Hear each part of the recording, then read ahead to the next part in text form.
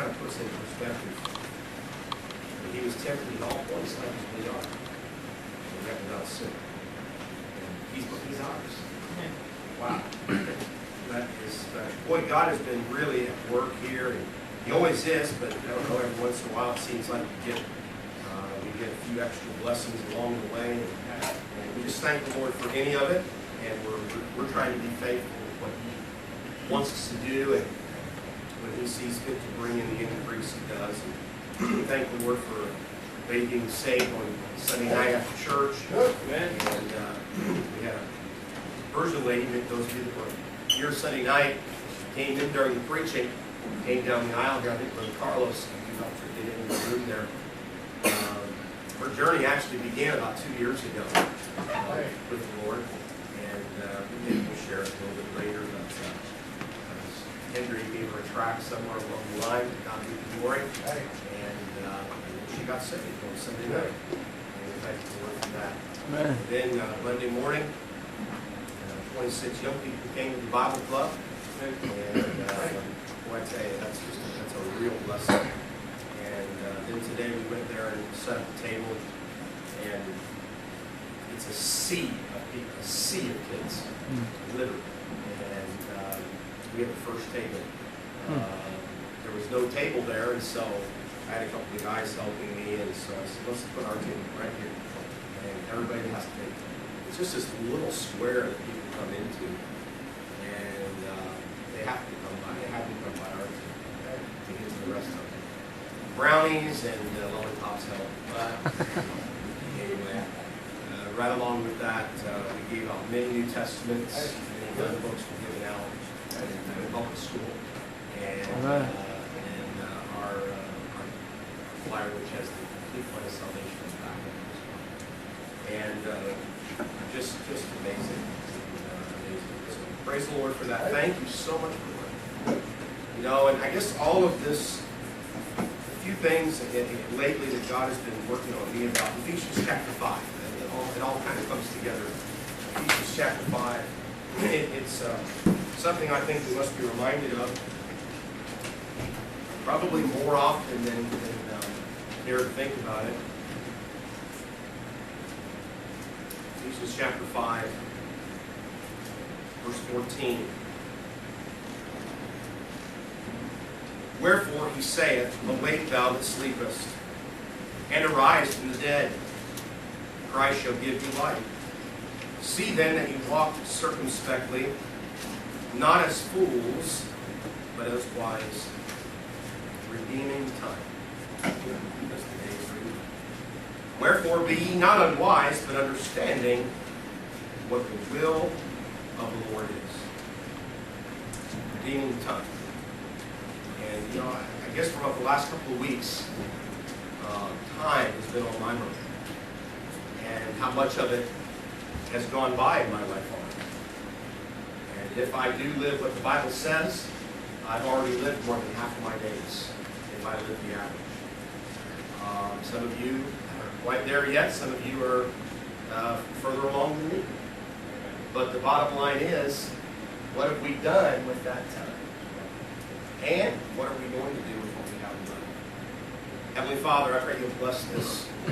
Really thought from my heart that obviously it's from your word, but just some things that you've been teaching me. I want to be a better child for being a better student. And I pray you challenge us tonight in Jesus' name. Amen.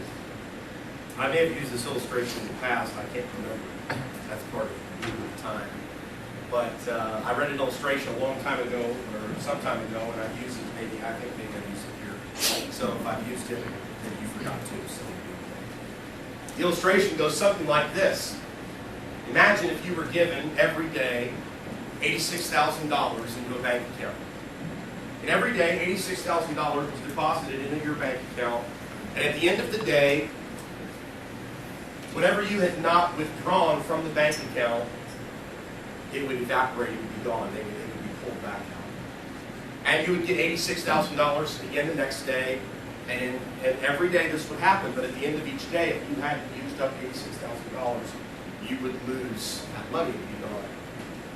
What would you do with that. I mean, most of us obviously would somehow figure out a way to draw all that out at the end of the day, put it in a sock, bury it, and we would say, we'd figure out a way, the key is we would figure out a way to draw all that money out. Well, you do have a bank like that. The bank is called time. Every day you have 86,400 seconds. A little more than 86,000. Every day we have a deposit that is made into our account. It's called life. Time. At the end of the day, whatever you haven't taken out of it, it's too late. You can't take out of it the next day. You lose it. Whatever you were hoping to put into it or use your time, at the end of that day, it's done. You can't get it back. You know, we think of things a lot of times, you know, like that. That makes a lot of sense when you say, well, the money issue. You know what? Every day I am given, I'm only given that day. The past is over. I can't reinvest the time that I've lost. And I'll have to admit to you that in the last little bit of my life, God has really convicted me of that. That there is some time in there that, unfortunately, I can't invest it in. I've lost it. So you can either sit around and we can, you know, beat ourselves over the head of the time that we have lost, or we can determine to follow Paul's admonition to redeem the time and make something of every day that God gives us. Make something of those seconds, if you want to look at it. The word redeem there literally means to buy up for one's self. To buy up for oneself. We could also say it means to make the most of your time. Buy up your opportunities. So as a Christian, redeeming the time is literally this: converting time into eternal value. Converting time into eternal value. Now, we have all done an excellent job of converting time into material value. We've all done that. Unfortunately, we've done it too much in some areas of our life. You do have to take some time and convert it into material value. We agree with that, right? You do. Otherwise, you're not going to be able to pay your rent, you're not going to be able to pay your hydro, you're not going to have anything to eat. So you have to invest some of that time into material value. The key is this: we need to look at the time that God has given us and do as much within our ability as God enables me to take that time and convert it into something that is eternal. Because when we leave, we have no more time, but if we have invested, this is something I think that is helping. If I invest my time and I convert it into eternal value, my time actually continues on when I'm dead and gone. But if I invest it in simply for the now, my time is limited when I go. It doesn't last any longer. Now, my time, I'm gone. What I'm saying is, for instance, if we invest our time in family relationships, or church relationships, or ministry relationships, I can be dead and gone, and somebody that I have given some time to that is still serving the Lord, then my time is still having eternal value. It's being lived out in their life. However, if I waste time on temporal things, then I'm going to have only what the temporal things provide me, only for that at that moment. Redeeming time is not an option. It is a command. Well, when I get around to it, then I'll do it. No, Paul didn't say when you get around to it. He said, look, ladies and gentlemen, we are at a time in this day and age in the church here that we need to redeem the time. Then notice what he says in verse 17. Wherefore be ye not unwise, but understanding. Don't you think these two go hand in hand? Redeem time, understand what God's will is. How many of us, and we won't raise our hands, but how many of us are maybe losing, time is literally slipping through our fingers like sand from a beach. Slips through our fingers and you can't grab it. I had to go to Walmart today to get some healthy candy bars for the club. And I was pulling out, and when I was pulling out, there was a line of probably kids that were probably about that tall. Ankle biters, you know. They were holding onto a string, and they were walking, and there's 3 or 4 adults with them. And the adults had all their, I guess this is maybe a safety thing. I don't think they were Pentecostals or anything. No offense to Pentecostals, but, you know, all the adults were doing this. So I don't know, maybe it was a safety thing. They were all waving their hands like this, and the kids were holding onto the line. And I was the first car, and I didn't pull up too far. I mean, those kids, just little guys, I don't know, probably about Matthew's height, Matthew Raven's height, maybe. I'll tell you what, I had a big flashback. That's when I used to do this. Just making sure you understood which flashback I had. I had a flashback into, you know, when our kids were that tall. We were looking through some things this week, and we found an old picture from the homeschool basketball league when we had 16 guys on the team. We had that big family day, many of you were there. And of course, the kids that were in that picture, a lot of them were, well, all of them are no longer the same size. And, well, the coaches are pretty much the same size. They've taken a few pounds. But, time.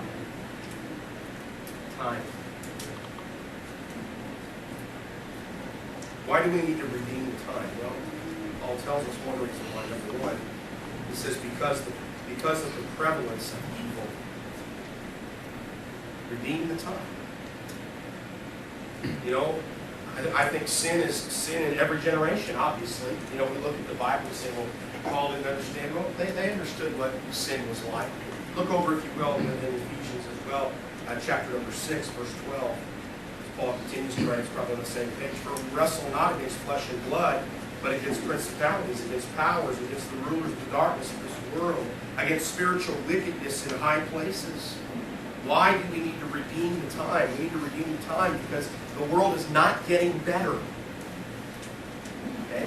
It's on a headlong, we know it's on a headlong. I've been doing a little bit of studying and preparing for some end times lessons that I want to have, at least a few. And you know, it's not getting any better. It is headlong. I mean, really the next thing, prophetically speaking, that we can see pretty much is the rapture. And I mean, so it is heading headlong into that. And so, you know, it is not time for us to waste any more time.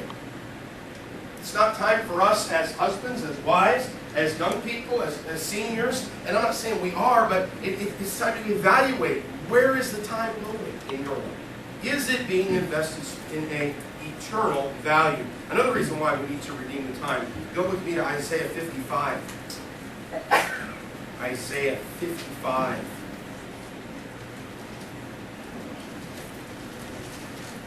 Verse number 6.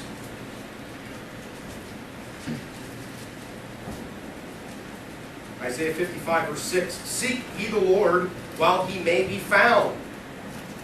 Call ye upon him while he is near. Basically, the concept of thinking here is because it is important that we redeem time because opportunities don't last forever. Again, today, as I was standing there in the lobby of the school, literally in 30 minutes, hundreds of kids filed by. Hundreds. I asked one of the boys, how many are in this school? And he said, I don't know. He said, over 1,000 kids.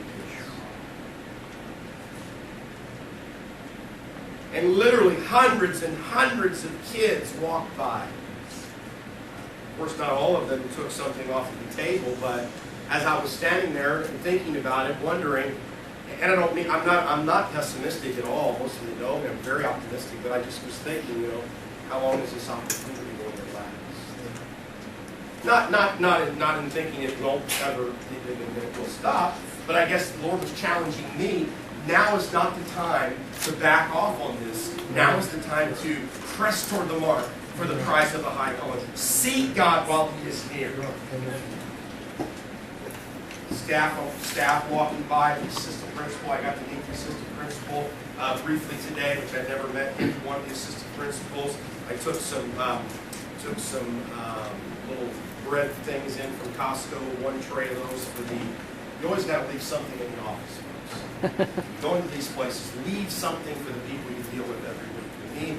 Me and Karen's been there now for about 3 or 4 years, and so left something there for them and said, hey, this is from the Christian Club. And you know, now's not the time to slow up. Because we need to get in while it's hot. I'm not talking about just that. I'm talking about life in general. I'm talking about whatever it may be. Go to Galatians chapter 6 quickly. Opportunities don't last forever. Galatians chapter 6, verse number 9. And let us not be weary in well-doing, for in due season we shall reap. I like that shall, don't you? The shalls of the Bible. For whosoever shall call upon the name of the Lord shall be saved. For in due season we shall reap if we faint not. You know what I focus on? I focus on the fact that there is coming a time when we will reap. I don't need to worry about that. I don't need to try to manufacture that. But there will come a time when I and you reap. Verse 10. As we have therefore opportunity. Okay? Did you have an opportunity this week? What opportunity? What's the next phrase? To do good unto all men. Let me just encourage you. Don't allow the distractions of this life to waste time, that we miss opportunities. Because I am convinced over and over again, and convinced again, that every opportunity is a seed that God is wanting to plant in that individual's life. And it doesn't matter, somewhere down the road, 2 years down the road for this dear Persian lady, we get to be the fruit picker this time. Okay? Because actually God used a picture of Jesus on a wall in her apartment. Can you imagine that? If God can use a picture of Jesus on a wall, I think He can use you, and I think He can use me. If we take advantage of the opportunities instead of wasting the time. And by the way, I want you to know, I have been preached this message many times in my life, in the time I was. Especially unto them who are of the household of faith. He goes on to a step further and he says, we need to do good unto all men, the unbelievers, those that aren't saved. But then he says, especially though, our brothers and sisters. Don't waste time with the family of God. Invest it, because opportunities don't last forever. An Arabian proverb that I came across recently says this: 4 things you don't get back. A sped arrow, which is basically an arrow that you have released. Once that shot is taken, it's over. A spoken word. And how many of us have had to ask forgiveness for those spoken words? Time that is past. And number 4, neglected opportunities. You don't get any of them back. Thank God for forgiveness. Thank God that we can come to Him and seek His forgiveness. But let me just challenge us tonight as a church. Redeem time. Redeem time. Why? We live in a very bad day. You say, well, I'll redeem time when I'm an adult. Teenagers, don't listen to the lie of the devil. Right. Redeem time now. Right. Redeem time now.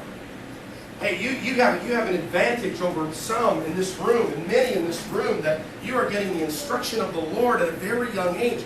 Don't waste that. Right. Use it to your benefit. Redeem time. 7 stages of life. I find these to be a little bit humorous. Nothing wrong with a little bit of humor here. 7 stages of life. Are you ready? Number 1, spills. You know, you're always walking around picking up those spills from the little kiddos. Drills. You know, do this.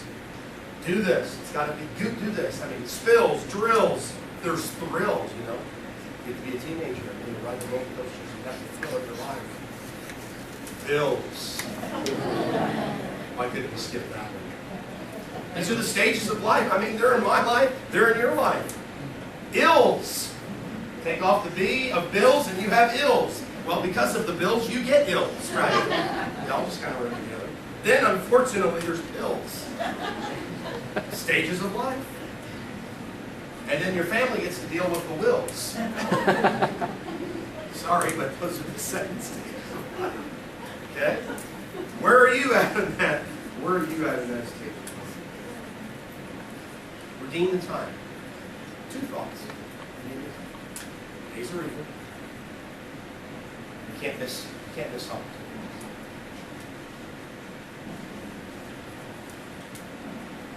I've observed many Christians in my short 4 years of life who have allowed the devil to put them to sleep, only to be awakened. I want to say this exactly how I wrote it. Only to be awakened when many years have gone by. Paul said, awaken now. The devil's job, if you're saved, is just to put you to sleep. Because, spiritually speaking, when you're sleeping, you're wasting time. I'm not talking about physical rest. We all need physical rest. I'm saying the devil wants young people. The devil wants middle-aged. The devil wants the pastor. The devil wants the members. The devil wants everybody to just go to sleep on the job. And when we go to sleep on the job, of our families, of our ministry, of our whatever it is, when we go to sleep, he's got us. And it's kind of like, somebody that's been in a coma. You've heard these miraculous things, and certain things, and a few times where people have been in a coma for all these years, and all of a sudden just wake up. I believe we as God's people can be literally in a spiritual coma. Oh, the difference is we're not laying in bed. We're walking around, and maybe even we're walking around, we're even carrying a Bible with us. We might even have a glued-on smile. Going from A to B, from C to D, and all the rest of it. We're just going around, but we're just flat out asleep. We're wasting time. And we're going to stop. Eventually, we're going to stop and look back, and we're going to say, why did I waste that time? Someone has said this. Yesterday is history. Tomorrow is a mystery. Today is a gift. That's what we call it.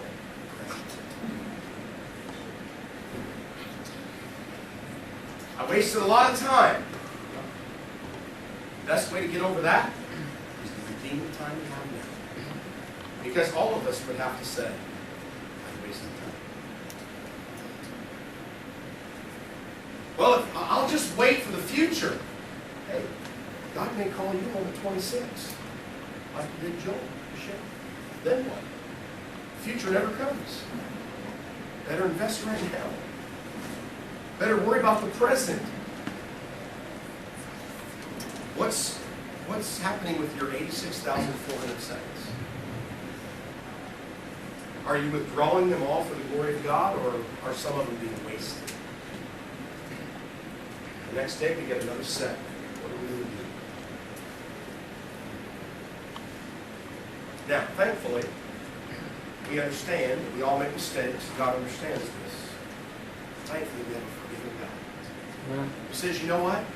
I can make up for that lost time. I don't know how He does it, but He can do it.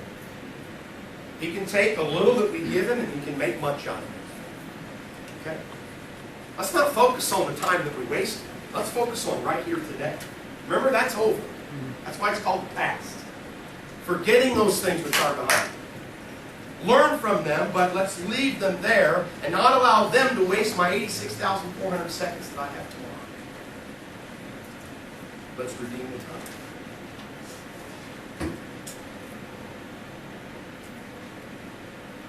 Last week, I wrote my first check to Bible college. Not for me, for my kids.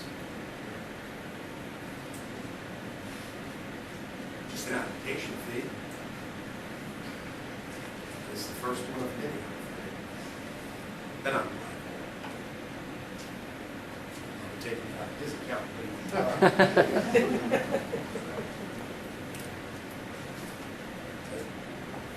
I'll never write the first one ever again. Let's go. Okay.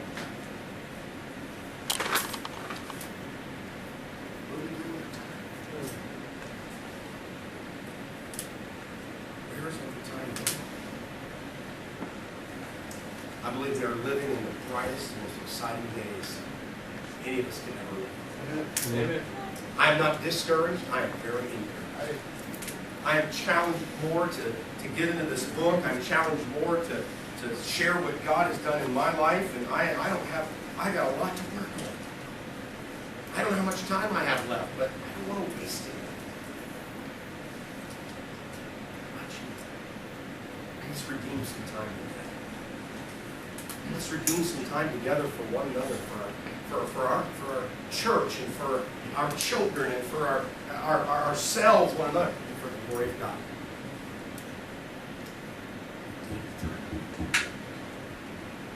Bad days we're living, so what? We have a great God.